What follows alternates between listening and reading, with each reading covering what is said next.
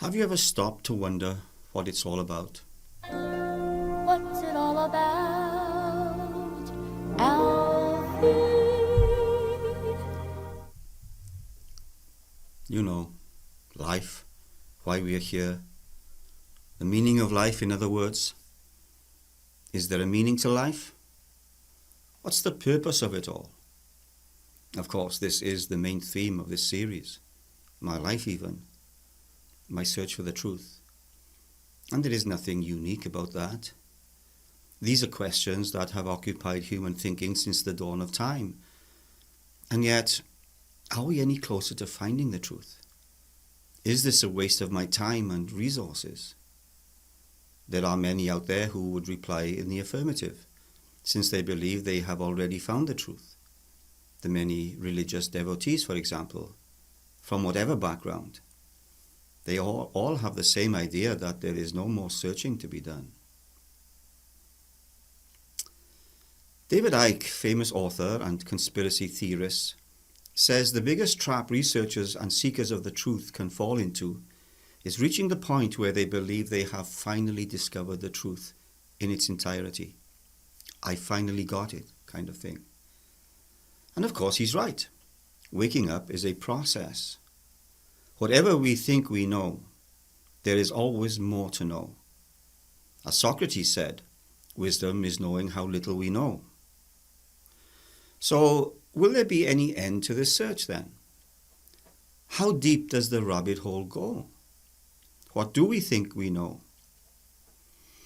I often refer to a cabal that I believe controls the world, a secret society, or a conglomeration of secret societies that manipulate us for their own purposes. And that is a very likely scenario. But it's not everything. So how big is this rabbit hole? And where does it lead? Where has all this come from? Questions, and even more questions. Question everything, right? But this means there is never any end to the investigation. It indicates a never-ending cycle of inquiry and research. The quest for the truth is certainly not for the faint-hearted or those of a lazy disposition. One aspect of the truth I believe we have come across is that there is a secret agenda. As humans, we have come to believe we are an apex hunter at the zenith of our abilities, that we stand at the top of the food chain, and we have arrived here through our cunning and ingenuity. I have news for you. There is an unseen predator out there that sees us humans as a food source. There is a parasitic energy that is quite negative to humanity, does not have our best interests at heart. It is this energy that overarches the secret cabal that seeks to control us. We can look at people like Klaus Schwab, Bill Gates, the Clintons, George Soros, and the rest of the so-called elites and assume that when we out these blood-sucking parasites, we will have uncovered the nucleus of the problem. But that wouldn't be true. There is something above and behind them that is controlling those puppets, as it does us. This non-human force is herding and corralling us so we can be their cattle, their sustenance. This is the reason for the manipulation we see on all sides. The agenda that's unfolding is anti-human. We are being targeted. Now, this entity has many names, depending on your belief system. If you are Gnostic, they are archons. If you are Muslim, they are the jinn. If you are Christian, then they are demons, and so forth. They are non-biological entities. If you want to perceive them within the context of the simulation, they are a malevolent AI. Now, for most of us, these energetic parasites can control our perceptions and therefore keep themselves hidden from us. And they do this by keeping the frequency at which we vibrate outside the scope of their electromagnetic spectrum, so we can't see or detect them. Now just think of how we tune into radio stations. Match the frequency and you're there. Move out of alignment even slightly and you've lost the connection. Now some of you might be groaning within right now and thinking, not this New Age stuff again. But may I remind you of what Nikola Tesla said? If you want to discover the secrets of the universe, think in terms of energy, frequency, and vibration. It's as simple as that. What is needed is for us humans to expand our awareness or consciousness beyond the frequency of the third dimension or even the fourth, into the fifth and beyond, escaping the lower astral plane where all this bad stuff happens, and into realms where the archons, let's call them that for now, cannot operate. You are then functioning and gaining knowledge and information that is not being interfered with by the simulation. This is what we refer to as waking up. If we remain in a low frequency state, you can be sure the information we receive will be manipulated. This is why we must question everything, even the information I'm giving you right now. Question it all. Operate within the dimensions of expanded awareness, and we will begin to see things hidden previously. But to be able to do that, we must move beyond this simulated, manipulated reality.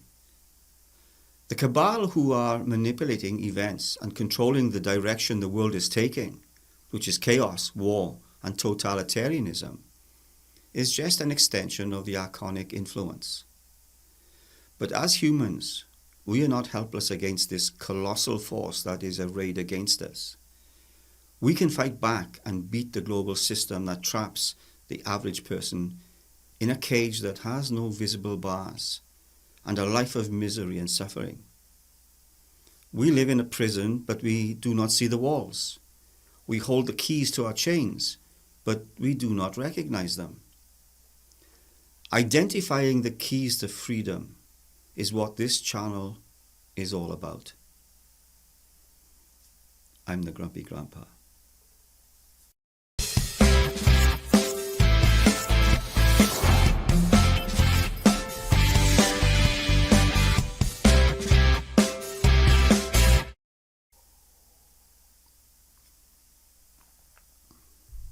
Now, as part of this quest for the truth, we have been looking at a unique view of the Matrix in the form of the archaics premise. In the last episode, we looked at what I believe is the principal characteristic of the simulation according to Jason Brashear's assessment of it. That is, it is a sequence of events that basically repeat throughout the life cycle of the simulation until it reaches the end, when a reboot takes place. Those who have woken up during that time will escape the cycle and will move on to greater things, while those who remain asleep get recycled back into the sim, and it begins all over again, and they will experience many more life sims until they once more arrive where another opportunity is given to exit. We looked at the timeline to see where we stand, chronologically speaking, in today's world. And it seems we are approaching the end times, where the 7 seals are in the process of being broken, which serve as a wake-up call to those on the brink or who have already awakened. Now, according to archaics, a point will be reached where whatever our internal state is, whether we are awake or still asleep, will determine if we escape the matrix or be recycled back. He that is unjust, let him be unjust still. He that is righteous, let him be righteous still. At this point, it is too late to change, according to archaics. Now, we have arrived at the breaking of the 3rd seal, which will occur 4 years from now, in 2028. We are following the Olympiad calendar, which is a 4-year cycle, and throughout we see this pattern of 4 repeat itself. And when he had opened the third seal, I heard the third beast say, Come and see. And I beheld, and lo, a black horse, and he that sat on him had a pair of balances in his hand. And I heard a voice in the midst of the four beasts say, A measure of wheat for a penny, and 3 measures of barley for a penny, and see thou hurt not the oil and the wine. According to archaics, the breaking of the third seal affects only 25% of the Earth's population. 75% does not experience this, so we need not panic at this point. But when you look at the text, it appears it's the breaking of the fourth seal which has this influence on a quarter of the Earth's population. It could be I misunderstood what Jason said. Again. In any case, remember, we need to see these events for what they are. They're signs, which means that what these people experience will be so noticeable, it will make the rest of us sit up and take notice. Now, we are talking about super high inflation or hyperinflation. A measure of wheat for a penny and 3 measures of barley for a penny. Now, I remember predicting this back in 2014. I was having a discussion with a young lad in the office, and I was outlining the hyperinflation that will take place when the world stops using the petrodollar. The signs were already evident even back then. Now, the young lad just laughed and called me a conspiracy theorist, rolling his eyes in the supercilious way only a millennial can do, even though my information was coming from economic experts. Now, for those of you who don't know, the term petrodollar refers to the US dollar earned by oil exporting countries in exchange for selling their oil. Now, this arrangement became prominent in the 1970s, when major oil-producing nations agreed to price and sell oil exclusively in US dollars. The petrodollar system has had significant implications on global finance and geopolitics. Now, the US has basically abused that privilege with never-ending sanctions against various countries on its hit list. Now, we have a pushback in the form of the BRICS nations, which stands for Brazil, Russia, India, China, and South Africa. These are 5 major emerging national economies that formed an association to enhance economic cooperation and influence on regional and global affairs. The BRICS nations collaborate on various economic, political, and social issues, with the aim to promote mutual development and address common challenges. Basically, the US, whose foreign policy seems to be a continual challenge to most nations these days. BRICS is intended to replace the petrodollar. Who's the conspiracy theorist now, Mr. B? CBDC. This stands for Central Bank Digital Currency. In simple terms, it is a digital form of a country's official currency that is issued and regulated by the central bank. Instead of physical banknotes or coins, CBDC exists in electronic or digital form. It's a digital representation of a nation's currency that is backed by the government and operates under the control and supervision of the central bank. They tell us that the purpose of introducing CBDC is to modernize payment systems, enhance financial inclusion, and adapt to the changing landscape of digital transactions. Yay! That's what they tell us. But imagine the power CBDC would give the controllers. Just look at China's social credit system and apply that to CBDC. If you are naughty and non-compliant, they have your finances under their control. Do you remember Canada and what they did during COVID to the truckers? And there is no resorting to cash you may have stashed under your mattresses. That doesn't exist anymore. They have you by the short and curlies. Now, I looked up the percentage of the US population compared to the rest of the world, just as a matter of interest. It is 4.25%. So if the US is impacted by the breaking of the third seal, and I have no doubt that it will be, we won't be the only ones affected. If this 25% figure is correct, and I repeat if, I think Jason mistakenly applied the 25% to the third seal instead of the fourth. It's easily done. I suspect the figure is much higher, and many European nations will suffer hyperinflation also. Again, what has been one of the biggest areas of financial news in the past couple of years? You've got it? Inflation.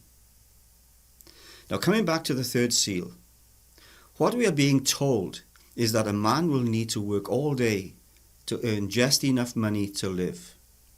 He will not be able to make enough to provide for someone else. This is how bad it's going to be for a large part of the world's population. Then we have, see thou hurt not the oil and the wine. It appears that the well-off won't suffer. Once again, the rich and the wealthy get a pass.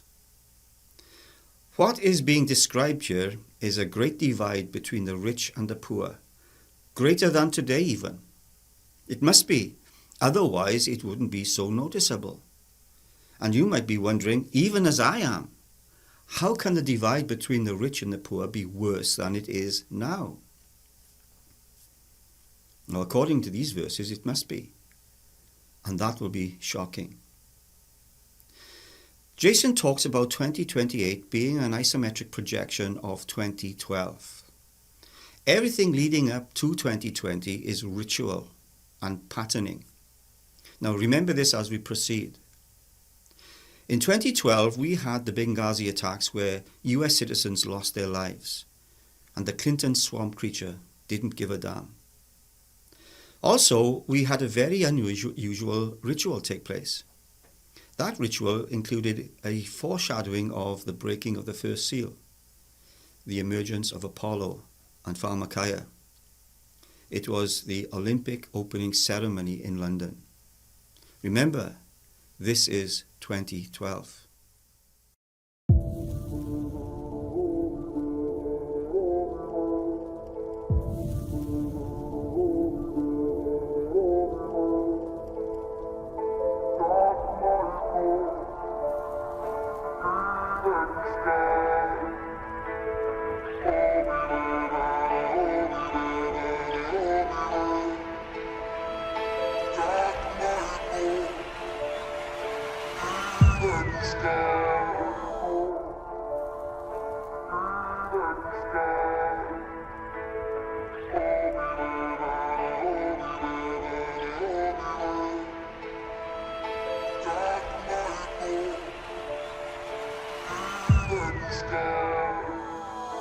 Lucy.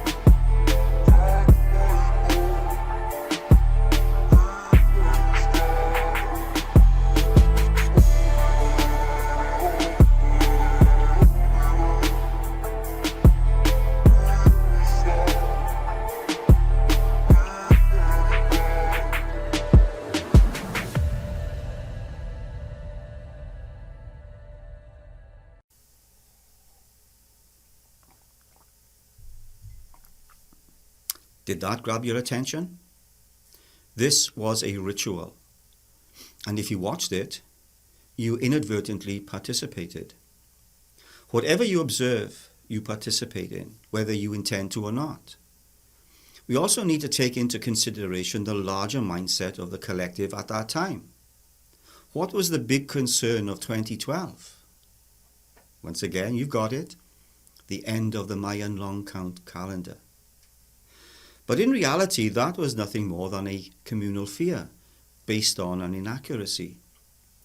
Jason Brashears had long said before 2012 that the mathematics of the Mayan long count did not end in 2012. It ends in 2046. The majority had got it wrong. Now, he has this explained in his previous books I've yet to read. So what we have is a ritual which involves the dying of a large number of people, with the collective inadvertently taking part through the watching of this ritual itself. This is the history of ritual. It is always performed before witnesses because it is the observers which give power to the event. And here is where Jason makes a very significant point. He warns that the danger of Hollywood is the spellcraft that we often find embedded within the movie narrative. Now, I don't know how exactly the events of this isometric projection precisely correlates with each other. For example, 2012 to 2018.